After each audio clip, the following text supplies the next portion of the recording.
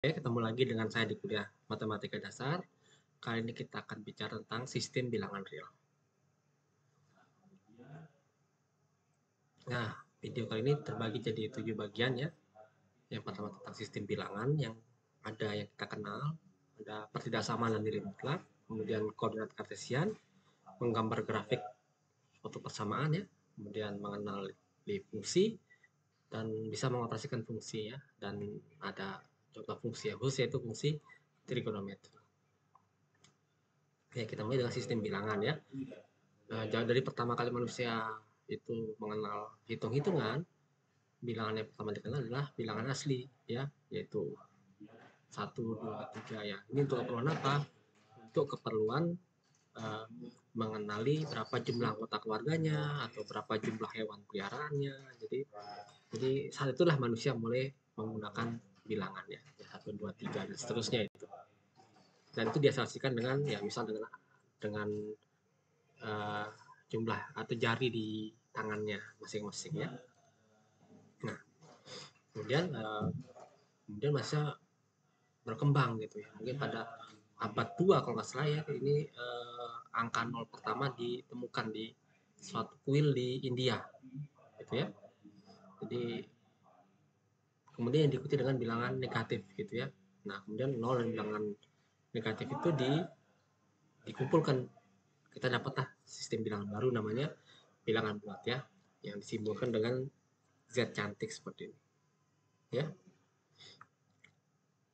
Nah, tapi saat mengukur sesuatu gitu, misal berapa kecepatan suatu benda atau berapa panjang apa namanya rambut gitu ya, atau mungkin berapa berat batu, kita ambil batu di mana di halaman gitu, ukur berat batu, nanti kan bilang bulat ya cukup lagi, nanti ada suatu bilangan di antara dua buah bilangan, misal antara 1 dan 2 ada 1,4 gitu ya, kita kenal dengan bilangan desimal ya, atau lebih persisnya kita katakan bilangan rasional.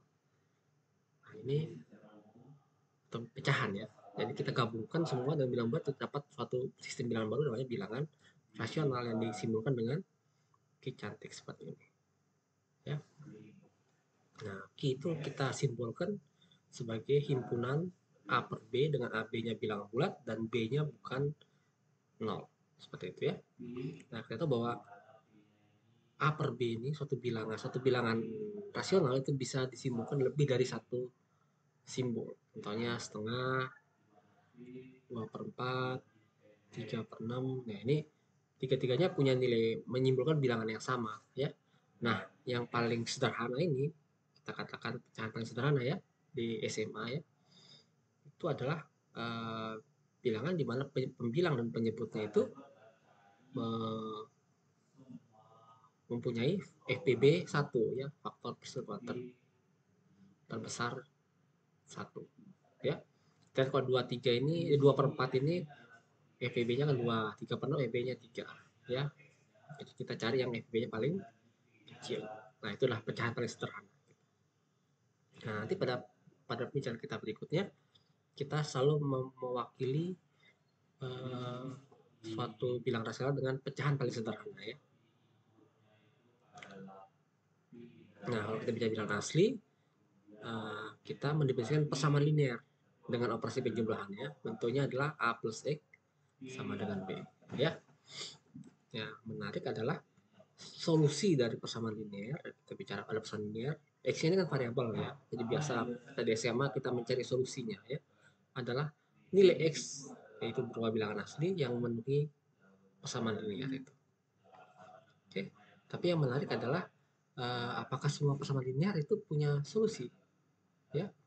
Jawabannya tidak. Contohnya 2 persamaan linear nih, 2 tambah X sama dengan 2 dan 2 tambah X sama dengan 1.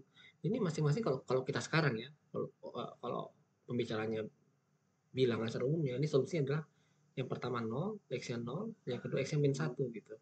Tapi ingat, definisi solusi persamaan linear dari bilangan asli itu ya, karena kita topik pembicaraan bilangan asli adalah harus X-nya adalah bilangan asli. Karena 0 dan min 1 bukan bilangan asli, maka bukan solusi ya. Jadi dua buah persamaan linear ini kita katakan tidak punya solusi ya. Oke, kemudian kita beranjak ke bilangan bulat, ya.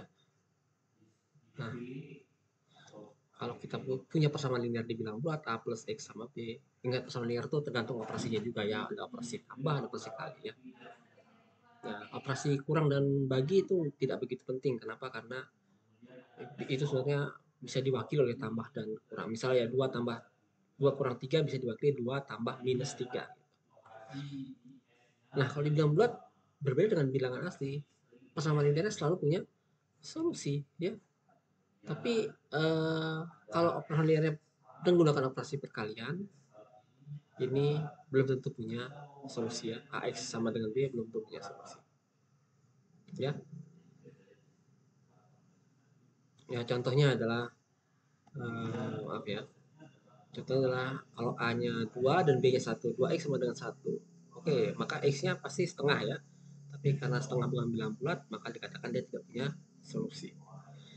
Nah, kalau kita bicara bilangan rasional, nah persamaan AX sama dengan B, ya, ini selalu punya solusi. Karena apa? Karena bilangan rasional itu intinya semua bilangan yang memiliki persamaan ini, ya, bisa dikatakan demikian. Gitu. Jadi, dalam bilangan rasional persamaan ini punya solusi. Nah, tapi ternyata kalau persamaan kuadrat sederhana, ya, ya bentuknya X kuadrat sama dengan B, ini bisa kita ulang sebagai X kuadrat sama dengan C ya, dengan C-nya adalah B per A gitu ya. Ini disebabkan karena A-nya tidak nol ya. Ya kalau A-nya nol nih jadi bukan persamaan kuadrat lagi, jadi nggak ada variabelnya, hilang variabelnya begitu ya. Nah, pada persamaan kuadrat ini pertanyaan mereka adalah apakah selalu punya solusi? Jawabannya tidak ya. Contohnya X sama dengan 2 ya. Atau X-nya sama dengan akar 2. Akar 2 bukan bilangan rasional. Oke. Oke, tapi tentu kita sebagai orang matematika tidak bisa hanya percaya gitu aja. X kuadrat sama dengan 2 tidak punya solusi rasional. Kita harus buktikan. Nah, seperti ini buktinya. Kenapa yang dimaksud dengan tidak punya solusi rasional ya? Jadi artinya tidak ada bilangan AB dengan B tidak sama 0 sehingga A plus A per B itu bukan solusi dari X plus 2 sama dengan 2 gitu ya. Nah, kalau kita bicara kemarin materi awal-awal matematika dasar yaitu tentang logika atau dengan metode pembuktian, untuk membuktikan ini benar kita ada banyak cara, ada langsung dan tidak langsung ya. Nah, cara langsung ternyata sangat susah ya. Jadi kita gunakan cara tidak langsung. Ya. Jadi tidak langsung itu satunya adalah kontradiksi ya. Jadi kita andaikan bahwa yang ingin dibuktikan itu benar atau salah gitu. Salah gitu ya. Jadi kita andaikan solusinya rasional ya. Karena tadi kita ingin buktikan bahwa solusinya irasional. Jadi kita tunjukkan andai berlaku sebaliknya harus ada kontradiksi ya. Karena dia punya solusi irasional maka bisa tulis X sama dengan A per B ya. Ingat kita pilih selalu bentuk paling sederhana ya. Oke. Jadi kita dapatkan A kuadrat sama dengan 2AB. Ya, tinggal A per B masukkan ke X kuadrat. Jadi A kuadrat per B kuadrat. Atau kalau B kuadratnya dipindah ke kanan, jadi A kuadrat sama dengan 2B kuadrat ya. Ini artinya A kuadrat adalah bilangan genap. Ya, karena A kuadrat bilangan genap, maka A haruslah bilangan genap. Ya, nah ini topik sendiri ya. Bisa nggak bukti kalau A kuadratnya genap, maka bilangan itu sendiri adalah bilangan genap ya, topik sendiri. Oke, nanti kita lanjut aja, kita anggap sebagai fakta dulu. Oke. Oke, karena A genap maka A itu sebenarnya 2 kali C. Akibatnya kita masukkan kembali ke sini, ke persamaan yang ini ya. Jadi kita dapatkan A-nya ganti 2C. Jadi 2C dikuadratin atau 4C kuadrat sama dengan 2AB. Atau bisa sederhanakan jadi B kuadrat sama 2C kuadrat. Dari sini kita dapat apa? Bahwa B kuadrat genap. Nah, dengan fakta yang tadi juga kita punya B akibatnya B genap. Jadi kita punya A dan B keduanya genap. Kalau keduanya genap artinya apa? Dia punya faktor persekutuan 2. Artinya nggak mungkin FPB-nya 1. Bukan bentuk paling sederhana. Intinya ada ini A-nya mengandung 2, B-nya mengandung 2 bisa dicoret sebenarnya. Jadi bukan yang paling sederhana ya. Jadi kontradiksi lah dengan bentuk apa saja. Jadi kalau kita andaikan dia rasional, X itu solusinya rasional, maka kita dapat suatu kontradiksi, ya. Jadi haruslah X bukan bilangan rasional. Oke, kita buktikan bahwa kalau A kuadrat itu genap, maka A haruslah bilangan genap, ya. Jadi kalau misalkan kita punya A kuadrat itu genap, kita ingin buktikan A genap, ini nggak bisa bukti langsung, kita buktikan secara tidak langsung, yaitu kalau tadi kontradiksi, ya ini kontraposisi. Kontraposisi artinya kalau kita ingin buktikan P maka Q, kita harus buktikan dengan bukan Q maka bukan P. Nah, karena Q-nya adalah A genap, maka bukan Q-nya adalah A ganjil, maka A kuadrat ganjil. Nah, untuk bukti ini langsung aja. Kalau A-nya ganjil artinya kita dapatkan A sama dengan 2K plus 1 untuk suatu K bilangan asli. Akibatnya kita dapatkan bahwa A kuadrat sama dengan 4K kuadrat plus 4K plus 1. Ya, tinggal dikuadratin aja ya. Nanti kalian bisa sederhanakan sendiri ya, plus 1 ini. Atau sama dengan 2 dalam kurung 2K kuadrat plus 2K plus 1. Nah, ini bentuk ganjil lagi. Jadi jelas bahwa A kuadrat itu ganjil. Jadi kita udah buktikan bahwa kalau A kuadrat genap itu maka A genap. Jadi karena itu solusi dari X kuadrat sama dengan 2 kita simbolkan dengan akar 2. Nah, ini kita namakan bilangan rasional. Nah, kalau semua bilangan rasional irasional kita kumpulkan, maka kita dapat sistem bilangan baru, namanya sistem bilangan real, ya. Nah, bilangan irasional tidak kita golongkan sebagai sistem bilangan karena tidak tertutup, tepatnya jumlah bilangan irasional tidak selalu irasional, ya. Beda dengan bilangan bulat, bilangan asli, bilangan rasional, itu bahkan bilangan real, kalau dijumlahkan masih tetap ada di bilangan itu, ya. Contoh paling sederhana adalah kalau kita punya akar 2 itu bilangan irasional, maka kalau kita tambah dengan min akar 2 yang juga bukan bilangan rasional, irasional tambah irasional sama dengan rasional, ya. Jadi maka itu tidak tertutup, ya. Jadi kalau dioperasikan sesamanya dia keluar dari himpunan. Ya, ini sudah saya tunjukkan, ya. Nah, bagaimana dengan persamaan kuadrat? X kuadrat sama dengan 1. Nah, pada bilangan real ini tidak punya ini sudah solusi. Cek. Kalau kita punya suatu bilangan 0,9 tidak berhenti 9-nya, itu apa kecil dari 1? Ini tidak benar. Kenapa tidak benar? Oke. Caranya adalah kalian ubah ini dalam bentuk bilangan rasional, ya. Jadi kalau kita misalkan X sama dengan 0,999 tidak berhenti 9-nya, maka 10X itu sama dengan 9,999 terus nggak berhenti, semua 9 tanpa ujung. Kalau kita kurangi maka 9X sama dengan 9, jadi X sama dengan 1. Jadi 0,99 itu sama dengan 1, ya. Jadi ada dua bilangan yang sama sebenarnya. Oke, ini udah ditulis ini, ya. Oke, kita masuk sekarang ke bagian kedua, yaitu tepat tidak sama dan nilai mutlak.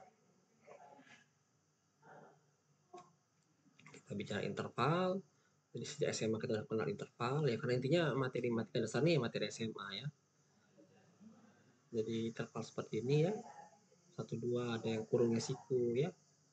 Nah, interval itu adalah subhimpunan dari bilangan real, ya, yang kita definisikan sebagai kalau ini A, B kurungnya lengkung, maka adalah himpunan bilangan real di mana bilangan real itu antara A dan B. Tapi nggak boleh sama dengan A, nggak boleh sama dengan B. Ya, kita sering katakan interval buka. Kalau pakai kurung siku ini, A dan B termasuk di anggota himpunan itu. Ya, ini kita katakan interval tutup. Oke, ada kombinasinya juga, ya. Ini di mana dia siku, di situ termasuk anggota dari himpunan itu, ya. Berapa interval khusus kalau melibatkan tak hingga, ya, selalu terbuka bukanya, ya, lengkung, tidak boleh siku gitu, ya. Artinya Ini dari A sampai sebesar semua bilangan yang lebih besar dari A masuk ke sini ya. Ada tak hingga berarti ya. Nah, sampai sebesar apapun gitu maksudnya. Nah, ini coba kalian tuliskan ya sebagai latihan. Nah, ini kurang lebih notasinya, notasi himpunan yang kiri, yang tengah notasi interval, yang kanan notasi gambarnya. Ya, notasi gambarnya, gambarnya gitu. Nah, kalau tadi ada persamaan, kita sekarang pertidaksamaan. Cara melihat pertidaksamaan itu dengan ya ada 3 pada umumnya, menjumlahkan kedua ruas dengan suatu bilangan, mengalihkan kedua ruas dengan suatu bilangan positif atau negatif. Ingat bahwa kalau dia dikalikan dengan bilangan positif masing-masing ruas, itu tandanya tetap. Jadi contoh kalau 2x kecil dari 3, kalau kita kali dengan bilangan positif 3, jadi 6x kecil 9, ya, tandanya tetap. Tapi kalau kita kali dengan min 1, jadi min 2x ini besar dari min 3, tandanya jadi terbalik ya. Sama aja kalau tandanya sama dengan, ya ini jadi sama dengan. Oke, terus cara ketiga adalah menggunakan beberapa trik. Oke, nanti kita bahas. Oke, contohnya persamaan 2x tambah min 7 sama kecil dari 4x min 2. Kedua ruas ditambah dengan 7. Nanti kemudian kita gunakan sifat asosiatif ya. Ini juga asosiatif ke kanan, kita dapatkan 2x kecil dari 4x plus 5. Kemudian kita kali dengan setengah. Pengen x aja gitu. Nggak ada konstanta depannya ya. Nah, waktu ini kita kumpulkan dulu ya. Boleh dikumpulkan dulu yang xx ya. Jadi masing-masing kita tambahkan dengan min 4x. Ingat kalau ditambah negatif itu nggak ngefek ya. Beda dengan kali. Tanda tetap ini ya. Jadi hilang min 4x di sini. Jadi kita min 2x kurang d2. Jadi kita ingin menghilangkan 2 ini. Jadi kita kali dengan min setengah. Ya. Ingat kalau dikali min negatif berarti tandanya berubah ya. Seperti itu.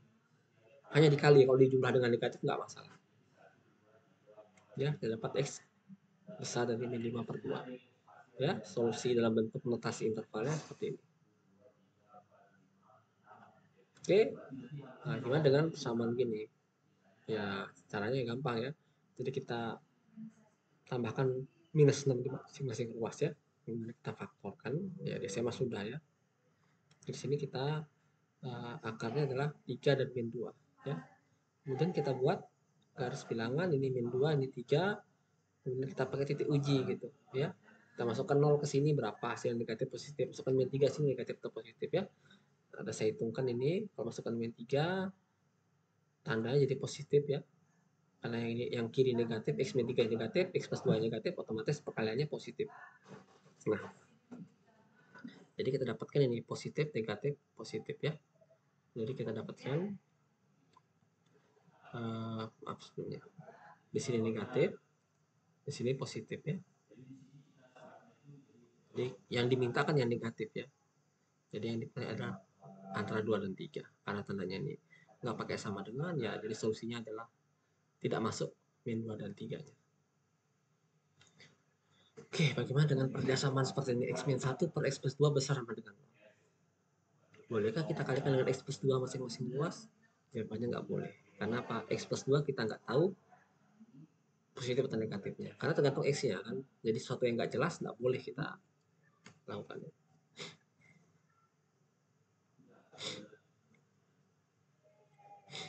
Oke, langkah pertama ya.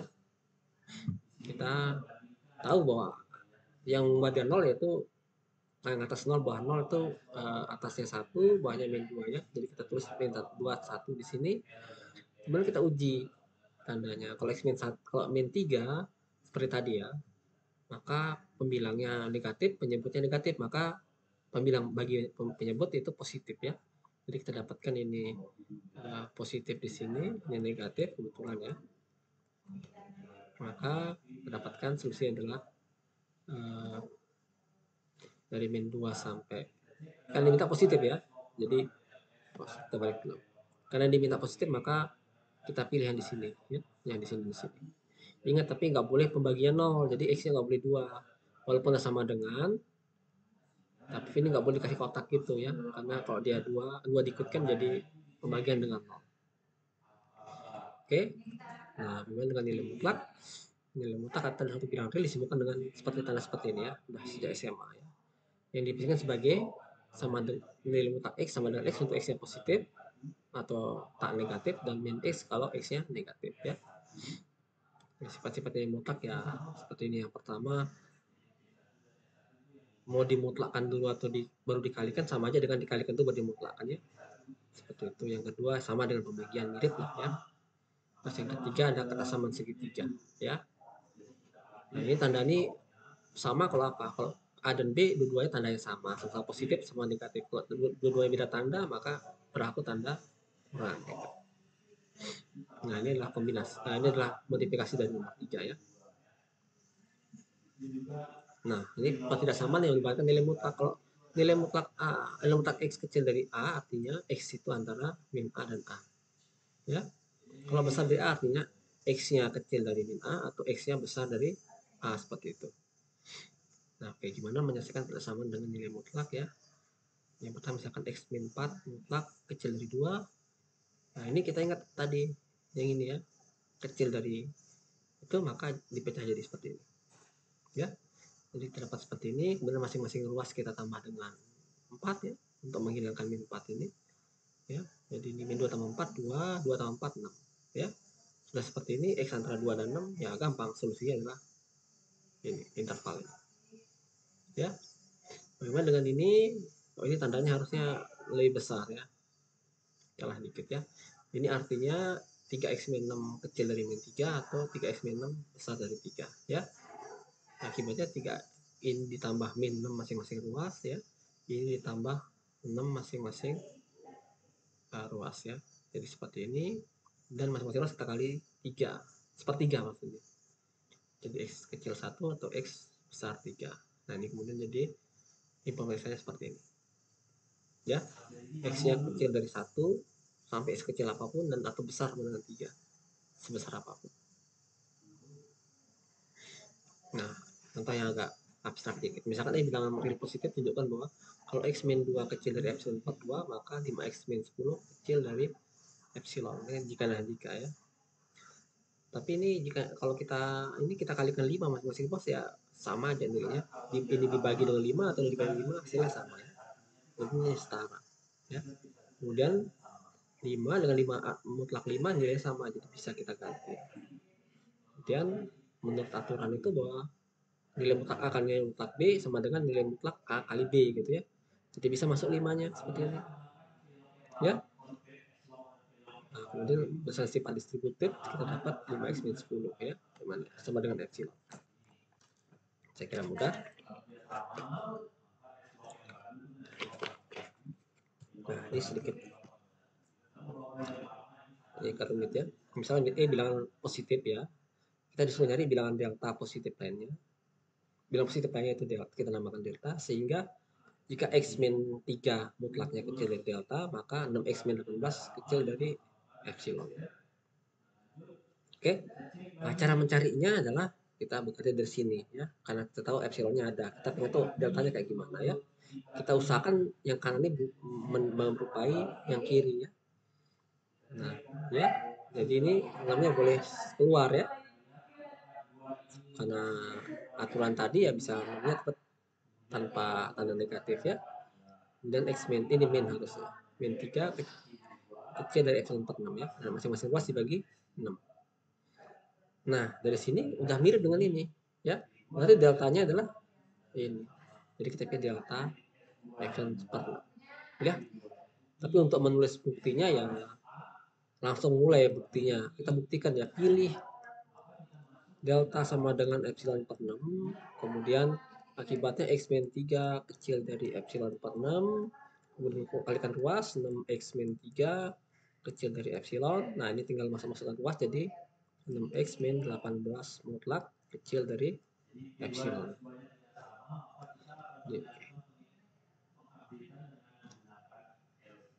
Oke, jadi itu cara menyelesaikan persamaan dengan nilai mutlak. Oke, jadi kuliah untuk topik simbol real kita akhiri bagian pertama di sini. Nanti kita lanjut bagian kedua ya. Oke, sampai ketemu pada video selanjutnya.